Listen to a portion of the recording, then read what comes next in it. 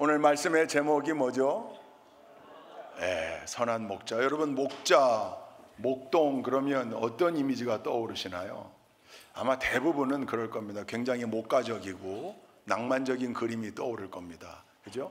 푸른 풀밭에 양떼들이 뛰어놀고, 목동은 나무 그늘 아래 앉아서 쉬고 있거나 풀피리를 불거나, 아니면 한밤중에도 풀을 뜯고 있는 달빛 아래에 풀 뜯고 있는 그 양떼들 옆에서 하늘의 별을 바라보고 별을 세는 이런 아주 굉장히 목가적이고 낭만적인 그림을 대개가 그릴 겁니다.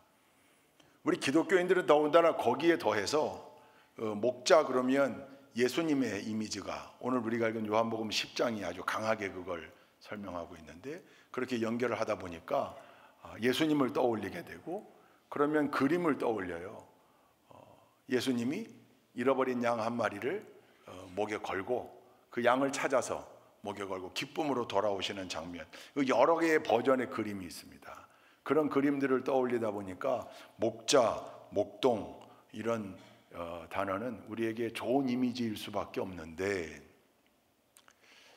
근데 예수님 당시에 목자를 놓고 보면 결코 그렇지 않습니다. 그러니까 오늘 우리가 요한복음 10장의 말씀을 잘 이해하려면 예수님이 이 말씀을 하신 그 당시에는 목자들이 어떤 이미지였을까? 지금 제가 서두에 말한 이런 이미지하고는 전혀 다릅니다. 여러분, 미시나라고 있습니다. 미시나. 유대교 랍비들이 하나님의 말씀을 해석하고 또 그 말씀을 적용하기 위해서 굉장히 오랜 세월 동안 자기들이 안에 쌓아놓은 지침, 만들어 놓은 규정들, 규례들입니다. 또 설명해 놓은 것들입니다. 마가복음 7장에 보면 장로들의 전통이라는 단어의 표현이 나와요. 거기 미시나를 말하는 거예요. 그러니까 율법을 지켜야 되는데 율법을 지키는 과정에 있어서의 모든 프로세스를 말씀에 다 담고 있지는 않거든요. 그러니까 요럴 때는 요렇게 하자, 요럴 때는 요렇게 하는 게 낫겠다. 그 유대교의 지도자들인 라바이들이 그것을 권위 있게 해석해가지고 모아놓은 집대성한 책이에요. 거기 보면 예수님 당시의 목자는요, 부정한 직업군에 속합니다. 놀랍죠? 아니, 목자 그러면 굉장히 좋은 이미지인데 목자가 좋지 않은 직업군에 속해 있어요. 크게 이유가 두 가지입니다. 첫째는 목자들이 안식일을 제대로 잘 못 지켰어요. 안식일에 아무것도 하지 말아야 되는데 사람은 아무것도 안 할 수 있으나 양과 염소는 먹여야지요. 가축들을 먹여야지요. 데리고 나갈 수밖에 없어요.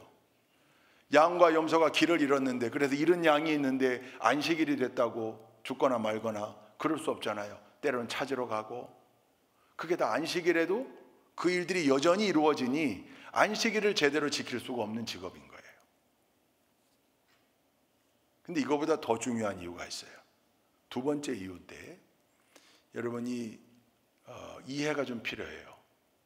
그때 당시에 수많은 목자들은 자기 양을 가지고 목축업을 하는 목자들보다 양과 염소를 많이 가지고 있는 부자들의 양과 염소 일부를 위탁받아 관리했던 목자들이 훨씬 많았습니다.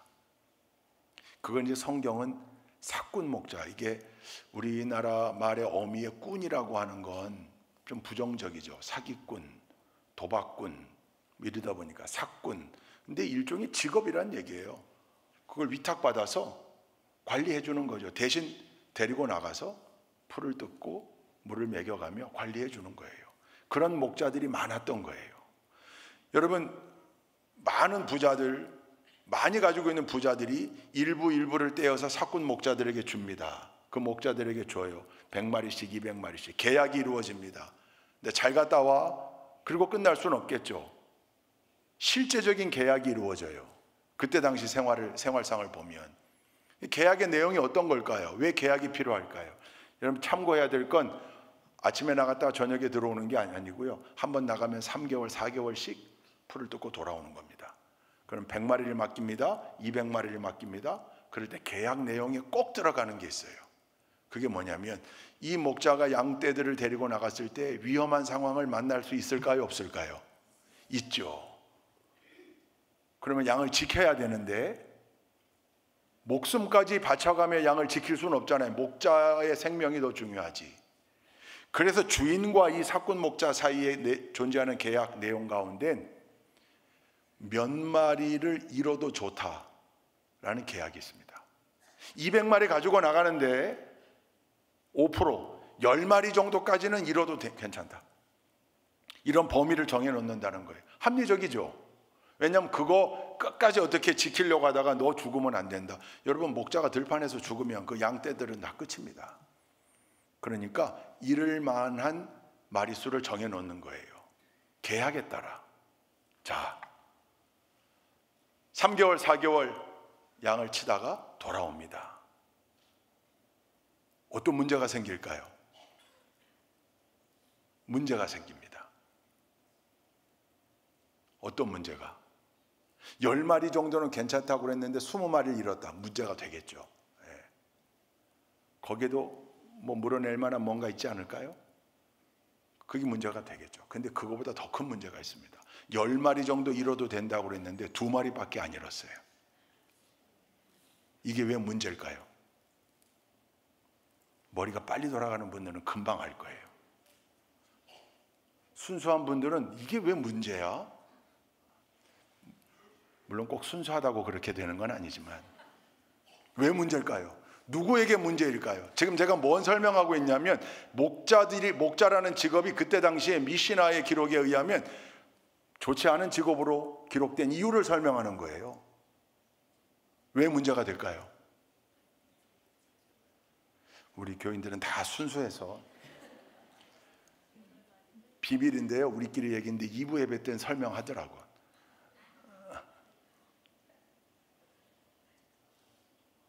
열 마리 잃어도 된다고 그랬는데 2마리만 잃었어요. 어떤 유혹이 오는 거예요? 8마리 이거 in my pocket. 괜찮잖아요. 10마리까지는 괜찮잖아요. 면책 조항이 주어져 있잖아요. 이 유혹에 넘어가는 거예요. 전부 다. 전부 다. 이 유혹에. 그래도 10마리 꼭 채우기는 좀 그렇지? 그럼 9마리. 그래서 7마리 자기 집에 갖다 놓고, 아니면 복귀하기 전날 한 마리 잡아 고기 먹고 한 4마리는 집에 갖다 놓고. 이게 당시 사건 목자들에겐 거의 문화적으로. 그래서 그걸 온전하게 다 가져가면 왕따 당하는 거예요. 이 바보 천치. 너만 깨끗하냐 임마? 그럼 더 큰 문제가 있어요. 뭐가 있는가? 여러분, 대개 그렇죠. 누가 말씀하셨네. 새끼를 낳아요. 1월 달에 풀이 좋아요. 그 우기거든요. 대개 그때 새끼를 낳는 양과 염소가 많아요. 그런데 부자들이 양과 염소를 위탁할 때 정확하게 암양, 암염소가 몇 마리였는지를 모르는 경우가 많았고, 암양, 암염소가 몇 마리인 걸 알았다 할지라도 그때 이미 수태하고 있는 상황이라는 걸 알 길이, 정확하게 알 길이 없다는 거예요. 그 수태 초기에 데리고 나갔는데 양을 풀밭에서 키우다 보니까 배가 점점 불러와요. 그냥 주인은 어림짐작만 할 뿐이겠죠. 누가 알아요? 데리고 나간 목자가 알아요. 그럼 솔직하게 거기서 들판에서 이번 가지고 나갔더니 아이고 얼마나 새끼를 많이 낳았는지 이렇게 낳았습니다 하고 가져오면 좋은데, 여기 또 유혹을 느끼는 거예요. 이거 다 갖다 주면 내 손해 아닌가? 그게 왜 자기 손해예요? 그건 주인 양이에요. 그런데 손해보는 생각 같은 걸 하는 거예요. 여러분, 늘 전문 용어로 삥땅 치는 사람들 있죠? 이거 안 하면 손해보는 것 같은 느낌을 받는 거예요. 그 마음을 버려야 되는 거예요. 그건 옳은 마음이 아니잖아요. 근데 목자들이 그랬어요. 대충 그 정도의 반 정도는 자기 주머니에 갖다 넣는 거예요. 그러니 그때 당시 목자들은 이걸 솔직하게 모든 것을 다 가지고 와서 주인에게 갖다 주는 목자들이 극히 드물었다는 거죠. 그러다 보니 미시나에 보면 유대교 라바이들이 목자라는 직업은 좋지 않다, 안식일을 제대로 지키지 못할 뿐만 아니라 목자들은 늘 거짓 속에 살고 있다, 넘어간다, 그 유혹을 이기는 자들이 별로 없다. 여러분, 이 정보를 가지고 오늘 요한복음 10장을 보면 훨씬 더 이해가 빨라요. 근데 그럼에도 불구하고 여러분, 예수님이 이 땅에 오실 때 제일 먼저 그 소식을 들은 사람들이 누굽니까? 들판의 목자들이었습니다. 천사가 들판의 목자들에게 나타나 그들에게 예수님의 탄생을 알려요. 그래서 베들레헴의 성지순례를 가보면 들판의 목자들 기념교회가 세워져 있어요. 그 동굴을 이용해서 거기 가서 크리스마스 캐롤 찬송을 부르고 옵니다. 매우 중요한 의미가 있겠죠. 이 땅에 참 목자로 오시는, 선한 목자로 오시는 예수님의 탄생 소식을 그때 당시 손가락질 받았던 목자들에게 제일 먼저 알려주는 거죠. 너희들은 부족한 목자지만 그러나 오늘 탄생하신 그분은 완벽한 목자로 우리에게 오셨다. 할렐루야. 그 선한 목자, 여러분, 그래서 은혜인 거죠. 죄 많은 곳에 은혜가 있다고, 은혜가 넘친다고. 그렇게 사실은 넘어지고 유혹에 넘어가고 거짓하고 부정하게 재물을 모았던, 그게 보편적 문화였던 그 목자들에게 예수 탄생의 기쁜 소식을 제일 먼저 알리고, 그리고 그분이 완벽한 목자다, 그걸 선포하는 그 내용이 얼마나 은혜롭습니까? 그래서 여러분, 이 목자들의 이야기를 가만히 들여다보면 그 속에 은혜가 있는데, 특히 그 속에, 행간 속에 늘 보이는 게 있습니다. 그 양이죠. 목자가 나오면 양이 나와야죠. 물론 양도 있고 염소도 있고 있지만 대부분 그냥 대명사인 거죠. 대명사. 그 양이에요. 목자가 있으면 양이 있는 거죠.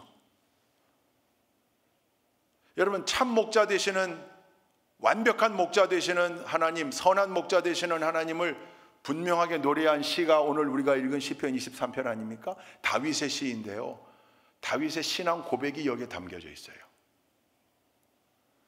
여호와는 나의 목자시다. 여러분, 목자라는 단어가 개역개정 버전으로는 성경에 100번 나오고요, 세번역으로는 101번 나와요. 그런데 하나님을 목자라고 표현한 건 여기가 유일해요. 근데 누가 이렇게 고백한 거예요? 다윗이 이렇게 고백한 거예요. 여러분, 하나님은 나의 목자가 되십니다. 그러면 자동적으로 다윗은 스스로를 뭐라고 얘기한 거예요? 다윗은 스스로를 양이라고 고백한 거예요. 여러분, 다윗은 목자가 어떤 존재인지, 양이 어떤 동물인지 너무도 잘 알고 있는, 왜냐하면 어릴 때부터 그게 다윗에게 주어졌던 일이었어요. 들판에 나가 양을 치는 것, 아버지의 양을 치는 것, 목자로 살았습니다. 그래, 다윗은 너무나 잘 알고 있는 거죠. 하나님을 목자로, 자기를 양으로. 여기 은혜가 있어요. 기가 막힌 은혜가 이 안에 있어요. 여러분, 제가 기억에 국민학교 6학년 때 실과 시간에 배웠나, 중학교 1학년 농업 시간에 배웠나 조금 헷갈려요. 돼지 품종. 난 그때 처음 돼지에도 이렇게 종류가 많구나. 바크셔, 요크셔, 햄프셔, 두룩 저지. 이 기억 안 나세요? 그죠? 양도요, 종류가 엄청 많더라고요. 제일 보편, 여러분, 양 그러면 되게 저 알프스 소녀 하이디에 나오는 그런 양 생각하시잖아요. 근데 예수님 성서의 땅의 양은 그런 양이 아니었어요. 양 사진이 준비되어 있는데 제일 유명한 게 메리노 종이라고 그래요. 그 첫 번째 이런 양이요, 되게 깨끗하고 온순해 보이고 귀엽죠. 근데 저 팔레스타인, 이스라엘 땅, 중동 지역, 동아프리카 지역 이쪽에 있는 양은요, 아와시라고 하는 종류인데요, 이런 양이에요. 이게 양이에요, 염소예요? 이 양이에요. 근데 마치 염소 같아요. 특징이 굵은 꼬리 양이에요. 꼬리가 굵어요. 그 꼬리에 기름이 많고요. 그래서 그 꼬리로 손님 대접을 하고. 양은 종류, 돼지보다 훨씬 더 종류가 많더라고요. 그 뒤에 사진도 있죠 아마? 예, 그 뒤에 이게 근동, 중동 지역, 이스라엘 그 땅, 아프리카 북부 동부에서 주로 살고 있는 양이에요. 그러니까 예수님 당시에 예수님 잃어버린 양 그림은 상상 속에 그리는 건데 전부 메리노 종으로 그리잖아요. 그러면 안 돼요. 원래 저걸로 그려야 돼요. 종류가 많아요. 그 가운데 특별히 이 성경에 나오는 이 아와시라고 하는 품종의 양들, 왜냐하면 다윗 자기가 경험했던 양도 그 양이고 예수님 당시의 양도 그 양이에요. 얘기했던 양도. 이 양의 특징이 뭔가, 이 양에 대한 특징을 여러 사람들이 여러 개로 설명했는데 이걸 가장 권위 있게 설명한 책이 있어요. 필립 켈러라고 하는 분이 쓴 책인데 양과 목자라는 책이에요. 이분은 저 동아프리카 지역의 선교사 아들로 태어나서 거기서 살다가 아버지 나라인 캐나다 토론토에 가가지고 농업을 공부하고 다시 돌아와서 그 동아프리카 지역에서 목장을 8년간 합니다. 양을 키우는 목장을. 그리고 자기는 목자로 산 거예요. 어릴 때 동부아프리카 유목민들하고 함께 생활했고, 그러다 보니까 이 지역에 근동, 중동에서부터 아프리카에 이르는 이 지역에 있는 이 양들의 특징을 잘 알아요. 그래서 책을 썼어요.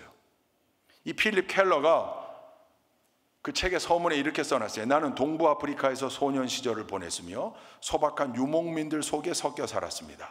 저들의 관습은 중동의 유목민과 아주 비슷했습니다. 그래서 나는 동부아프리카 목자의 낭만과 애수와 생활을 너무나 잘 압니다. 나는 청년 시절에 양 목장 하나를 구입해서 8년 동안 실제로 양을 길러본 적이 있습니다. 결국 나는 양을 사육한 경험자로서 이 책을 쓰게 된 겁니다. 양에 대한 연구, 양에 대한 경험을 바탕으로 책을 썼어요. 필립 켈러가 경험했던 양과 예수님 당시의 양과 다윗이 경험했던 양이 같은 양이에요. 같은 품종의 양이에요. 이 양의 특징이 뭔가 필립 켈러가 정리했어요. 첫째, 양은 대단한 근시이다. 이 축산업 그 백과사전을 찾아봤더니 옆으로는 광각이래요. 양이 옆으로는 어안처럼 옆으로는 290도에서 320도까지 이렇게. 근데 깊이를 잘 못 보고 그래서 웅덩이에 자꾸 빠진대요. 일반적 양의 특징이에요. 그리고 멀리를 잘 못 본대요. 근데 이 필립 켈러는 근시라고 아주 못 박아서 설명했어요. 멀리 못 보는 건 맞는 것 같아요. 왜? 그러니까 목자의 인도함을 받아야 푸른 풀밭을 찾아갈 수 있지, 쉴만한 물가로 갈 수 있지, 양들 자기들이 알아서 갈 수는 없다는 거예요. 그게 양이라는 동물의 첫 번째 특징이래요. 근데 다윗은 자기를 양으로 고백하고 있는 거예요. 지금 하나님을 목자로, 나는 양으로. 스스로 영적 근시임을 고백하는 거죠. 멀리 내다볼 수 없어요. 한 치 앞도 내다볼 수 없습니다. 하나님이 인도하시지 않으면 옳은 길 찾아갈 수 없고 옳은 길에서 늘 벗어날 수밖에 없다. 그 고백이 있는 거죠. 이 다윗의 고백 안에 우리가 있지 않습니까? 다윗의 자리에 내가 있는 거죠. 우리가 양이다. 그래도 여러분 낭만적으로 우리가 양이다 그렇게 고백했습니까? 지금까지? 이제 오늘부터는 나는 양이다. 이 말은 나는 영적으로 근시입니다. 멀리 내다볼 수 없습니다. 연약합니다. 부족합니다. 이 고백이라는 사실을 분명히 기억하시기 바랍니다. 두 번째 특징은 철저히 무방비 상태의 동물이라는 거예요. 동물들은 대부분 자기 방어 수단을 가지고 있어요. 공격 수단은 없다 할지라도 방어 수단, 고슴도치, 까시로, 까멜레온은요 색을 변하게 해요. 스컹크, 냄새로. 사슴이나 고라니는요 다 점프하고 뛰어다녀요. 다. 양은 없어요. 양은 다리도 짧고요, 뛰지도 못하고요, 없어요. 뿔이 가끔, 여러분 우리 저 찜질방 가면 수건으로 이렇게, 그게 뿔이 있는 양이잖아요. 그 뿔은 액세서리입니다.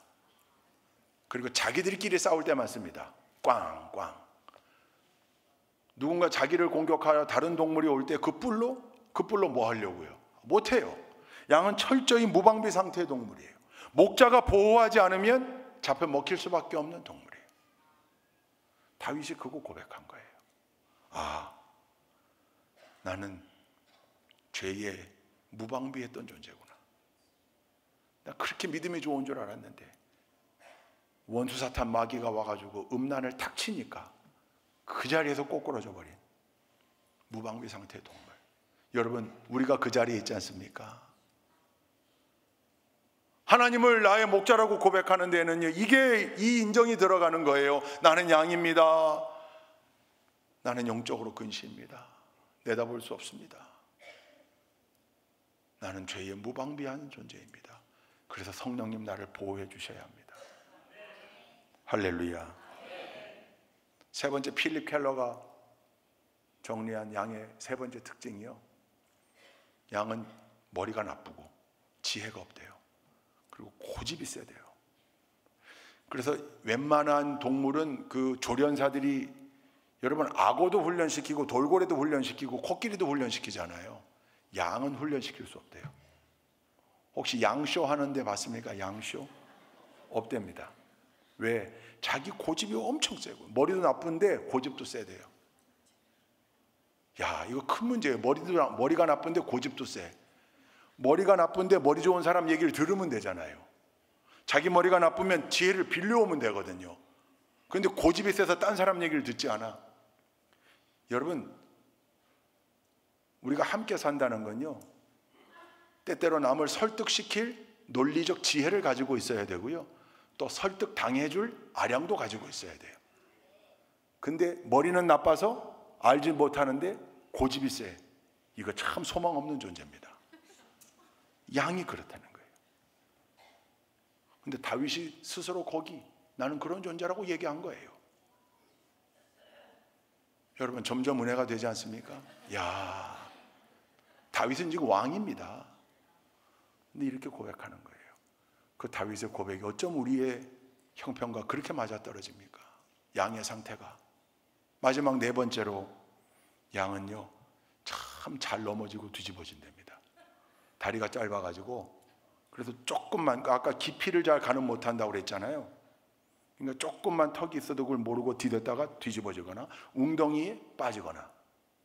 근데 뒤집어지면 못 일어난다는 거예요. 자기 힘으로는 절대로 못 일어난다는 거예요. 누가 해줘야 됩니까? 목자가. 그래서 여러분, 길 잃은 양이 왜 길을 잃었겠습니까? 뒤집어져 있는 상태예요. 근데 자기 힘으로는 못 일어나니까 동료들은 떠났고 목자는 그걸 놓쳤고, 그래서 다시 찾아온 길을 가보면 뒤로 누워서 헐떡이고 있는, 그대로 내버려두면 숨이 막혀 죽는 거예요.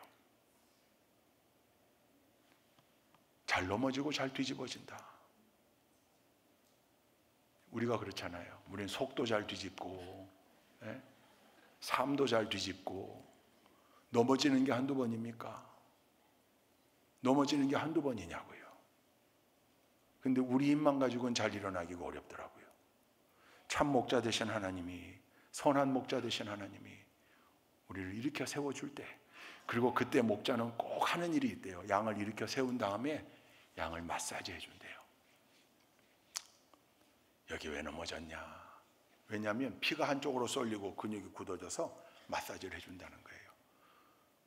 참 목자 되신 하나님이 우리를 일으켜 세운 다음에 괜찮다, 겁내지 마라, 이제 살았다, 문제없다, 힘내라, 다시 가면 되지, 다시 가면 되지.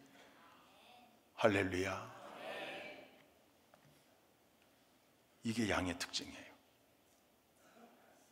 다윗이 여호와는 나의 목자시니 그렇게 노래한 건, 하나님 앞에 나는 양처럼 부족한 존재입니다. 영적으로 제대로 볼 수 없는 존재, 죄의 무방비 상태의 존재, 어리석고 고집 센 존재, 고집이 세서 지혜의 말을 듣고도 제대로 잘 옮기지 못하는 어리석음이 있는 존재, 자꾸 뒤집어지고 넘어지는 존재. 여러분, 그래서 이사야서 53장 6절에 보면 우리는 다 양 같아서 그릇 행하여 각기 제 길로 갔거늘. 고집 센 양의 모습을 성경 그렇게 말하고 있어요. 마가복음에 보면 예수께서 나오사 큰 무리를 보시고 그 목자 없는 양 같음으로 인하여 불쌍히 여기사 그랬어요. 이게 무슨 말이에요? 양에게는 반드시 누가 있어야 된다? 목자가 있어야 된다. 양의 이런 부족함 때문에 양에게는 반드시 목자가 있어야 된다. 목자가 없으면 양은 죽은 존재다. 못 먹고 못 마시고 보호받지 못하니까. 이걸 노래하고 있는 겁니다. 여러분, 그래서 우리는 우리의 선한 목자 되시는 하나님을 붙잡고 있어야 되는 거예요. 예수님이 사꾼 목자들하고 대비해서 당신을 선한 목자, 참 목자라고 얘기한 이유가 뭡니까? 양을 위하여 목숨을 내어놓는다. 어떤 목자도, 사꾼 목자도 양을 위하여 목숨을 내놓지는 않는다. 왜? 잃어도 되는 양이 있으니까. 그러나 선한 목자는 한 마리 잃은 양을 찾기 위해 먼 길을 다시 떠나는 사람이고, 그 양을 지키기 위해 맹수와 맞서 싸우는 사람, 그러다가 죽는 한이 있다 할지라도. 할렐루야. 그 목자 되심 하나님 예수 그리스도를 가장 기가 막히게 노래한 시편이 시편 23편인데, 여기 목자 되시는 하나님을 세 가지 동사로 설명하고 있어요. 우리의 선한 목자 되시는 하나님, 우리의 예수 그리스도, 성령님, 삼위일체 하나님이 어떤 존재인가? 첫째, 우리를 인도하신다. 인도하신다. 양의 특징이라고 그랬죠. 멀리 볼 수가 없어요. 옆으로는 봐도 두리번은 할 수 있어도 주변은 보여도, 그러니 늘 푸른 풀밭은 목자가 찾아야 돼요. 목자가 찾아서 그리로 인도하는 거예요. 그러니 양들의 사명이 있어요. 목자를 따라가는 겁니다. 인도하는 목자를 잘 따라가는 거예요. 목자의 음성에 귀를 기울여요. 그래서 늘 언제나. 왜? 목자도 잘 보이지 않을 때가 있죠.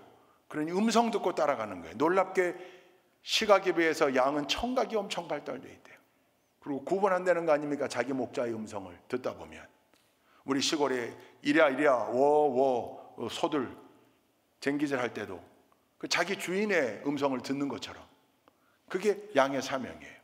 그러니까 양은 인도하시는 목자를 따라가야 하는 겁니다. 왜? 늘 그 목자가 앞장서서 우리를 인도하기 때문이에요. 푸른 풀밭으로 따라가는 거예요. I will follow him, follow him wherever he may go. 나는 그를 따라가련다. 그가 어디로 가든지. 왜? 그분이 우리를 인도하는 목자거든요. 여러분, 유명한 스토리죠. 6.1 전쟁의 스토리. 이스라엘과 저 시리아, 요르단, 이집트 세 아랍 국가 연합이 한번 붙잖아요. 이스라엘이 기습 공격해가지고요, 6일 만에 전쟁을 끝내요. 6.1 전쟁이라는 별명이 붙어 있어요. 제가 한번 이 얘기 한 적이 있을 거예요. 모세스 다이안 장군, 그건 국방부 장관이었고요. 내가 산을 향하여 눈을 들리라. 나의 도움이 어디서 올까? 나의 도움이 천지를 지으신 여호와에게서로다. 시편 121편이 쓰여있는 쪽지를 다들 모든 장병들의 포켓에 넣고 나가 전투했다. 그러니 우리에게 이게 신무기였다. 그렇게 기자회견했다고 그랬잖아요. 그 스토리 말고 또 다른 스토리가 하나 있어요. 그때 당시 이스라엘의 프라임 미니스터, 모세스 다이안 장군은 국방부 장관이었고요. 그 위에 총리, 수상, 프라임 미니스터가 메나헴 베긴이라는 수상인데, 6.1 전쟁이 끝난 다음에 미국의 유명했던 목사 제리 포엘 목사가 이스라엘을 찾아가요. 방문했어요. 만납니다. 그때 제리 포엘 목사가 물어봐요. 비결이 뭡니까? 그때 이 메나헴 베긴 수상이 여러 비결 중에 하나를 이야기합니다. 그게 뭐냐면, 우리 이스라엘 군의 장교들에겐 돌격 앞으로가 없습니다. 우리는 언제든지 나를 따르라 합니다. 그 얘기는 장교들이 제일 앞장선다 그 말이에요. 제일 앞장서서 follow me, 나를 따르라. 솔선수범한다는 거죠. 제일 앞서가서 제일 앞에서, 제일 위험한 거잖아요. 앞에서 뒤에 병사들 따라오게 한다. 너희들만 앞으로. 그렇게 안 한다는 거죠. 이 얘기 많이 들으셨죠? 6.1 전쟁 이후에 이 얘기가 엄청 세계적으로 화제가 돼서, 저도 어렸을 때 우리 교련 선생님 뭐 이런 분들이 엄청 얘기했어요. 이스라엘 군에는 돌격 앞으로가 없다. 나를 따르라다. 나를 따르라. 마찬가지 신앙적으로도 하나님이 우리더러 너희들이 나가라. 아니요. 하나님은 늘 우리 앞서 행하신다. 그래서 우리를 인도하시는 거예요. 우리를 끌고 가는 거예요. 우리의 사명은 그분의 인도 따라 따라가는 겁니다. 엉뚱한 데 눈 돌리지 않고 따라가는 거예요. 목자의 음성에 귀를 기울이는 거죠. 그래서 귀를 세우고 늘 목자의 음성을 듣기 위해 노력하는 거예요. 예배의 자리에 와서 하나님의 말씀을 듣고요, 기도의 자리에서 하나님께 요구하고요, 간청하고요. 그게 영적으로 민감해 있어야 들을 수 있습니다. 하나님의 음성이 세상의 다른 소리와 섞여서 들어올 때가 있어요. 그때에도 명확하게 목자의 음성을 들을 수 있는 그 영적 준비와 영적 자세를 우리가 가지고 있어야 되는 거죠. 왜? 하나님 우리를 인도하시기 때문에. 그 인도 따라 가려면, 길 잃지 않고 하려면, 인도하시는 목자 되시는 하나님 뒤를 늘 주목하고 따라갈 수 있는 우리 모두가 되기를 주님의 이름으로 축원드립니다. 두 번째, 함께 한답니다. 함께 하신다, 동행한다. 임마누엘의 은혜가 가장 큰 축복이라고 그랬어요. We are where you are. 여러분 있는 곳에 우리도 있다. 여러분 있는 곳에 내가 있다. 하나님, 삼위일체 하나님이 항상 하나님께서 우리가 있는 곳에 언제나 함께한다, 동행한다. 4절에 나오죠. 내가 비록 죽음의 그늘 골짜기로 다닐지라도 주님께서 나와 함께하시고. 여러분, 함께하시는 하나님. 다윗은 오랜 세월 사울 왕에게 쫓겨 도망자로 살았어요. 무수히 많은 위기를 만납니다. 그러나 이겨냈던 이유가 뭡니까? 함께 하시는 하나님 덕분이었습니다. 아들 압살롬이 반역을 일으켜가지고요, 왕궁에서 쫓겨나 피난 갔습니다. 참 기구한 인생이에요, 다윗도 보면. 그런데 그것도 이겨낸 이유가 뭡니까? 하나님이 함께 하심을 깊이 체험했기 때문입니다. 목자는, 참 목자, 선한 목자는 늘 양을 내버려 두고 떠나지 않습니다. 같이 합니다. 오늘 읽은 요한복음 10장에 나오는 선한 목자 되시는 주님과 사꾼 목자를 비교해 보면 어떤 차이가 있습니까? 여러분, 선한 목자와 사꾼 목자는요, 평소에는 잘 구별되지 않습니다. 똑같이 양 먹이고 풀 먹이고 물 먹이고 똑같이. 근데 위험한 순간을 만나면 구별됩니다. 사꾼 목자는 양을 버리고 도망갑니다. 선한 목자는 언제나 함께합니다. 양의 곁을 지킵니다. 그게 우리 하나님이십니다. 그 목자를 꽉 붙잡고 놓지 않는 여러분들 되시기를 주님의 이름으로 축원드립니다. 마지막 세 번째는요, 보호하신다입니다. 보살펴 주신다로 번역했어요. 세 번역이. 주님의 막대기와 지팡이로 나를 보살펴 주신다. 여러분, 당시 양을 치는 목자들에게 필수 품목 4가지가 있었대요. 첫째는 염낭, 동물의 가죽으로 만든 주머니, 가방입니다. 거기 뭐 필요한 소지품들 넣겠죠. 늘 그래서 각개매어로, 그 목자들 그림을 보면 나오죠. 각개매어고 여기 이렇게 주머니, 그 염낭이에요. 두 번째가 투석기입니다. 돌을 던지는, 그게 물맷돌을 던지는 투석기입니다. 다윗이 그렇게 능했던 물맷돌, 그 투석기. 세 번째가, 여러분, 막대기로 우리가 번역을 했는데 사실은 더 적확한 번역은 곤봉입니다. 곤봉. 이렇게 끝에가 둥그란. 우리 곤봉은 이렇게 이건 무슨 돌이라고 그러죠? 이거 다디미질했던 그 방망이 같은, 육모 방망이 같은 생각하잖아요. 근데 아프리카나 근동 지역의 곤봉은 이렇게 나무가 갖다가 끝에 동그란 게 달려 있는 나무가 있어요. 마사이족들도 그걸 들고 다녀요. 그걸로 사자를 잡습니다. 그 곤봉이 필요한 거죠. 왜? 맹수들을 잡기 위해서. 그 세 번째예요. 네 번째가 지팡인데, 평소 목자가 걸어갈 때도 도움이 되겠지만, 그죠? 워킹폴처럼. 그러나 사실 이 지팡이도 양들을 위한 거예요.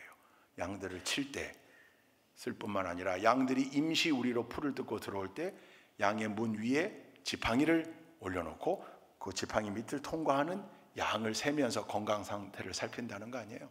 이 4가지 품목 모두가 다 양을 위한 품목인데, 그 가운데 지팡이와 막대기가 나를 안위하신다 그랬잖아요. 곤봉과 지팡이로 양들 지켜내는 거죠. 여러분, 그 이야기가 다윗의 고백에 나와요. 사울왕 앞에서 다윗이 얘기하는 장면이죠. 17장, 사무엘상 17장에 보면 이런 얘기가 나와요. 사무엘상 17장 34절 35절 시작. 그러나 다윗은 굽히지 않고 사울에게 말하였다. 임금님의 종인 저는 아버지의 양떼를 지켜봤습니다. 사자나 곰이 양떼에 달려들어 한 마리라도 물어가면 저는 곧바로 뒤쫓아가서 그놈을 쳐 죽이고 그 입에서 양을 꺼내어 살려내곤 하였습니다. 그 짐승이 저에게 덤벼들면 그 턱수염을 붙잡고 때려 죽였습니다.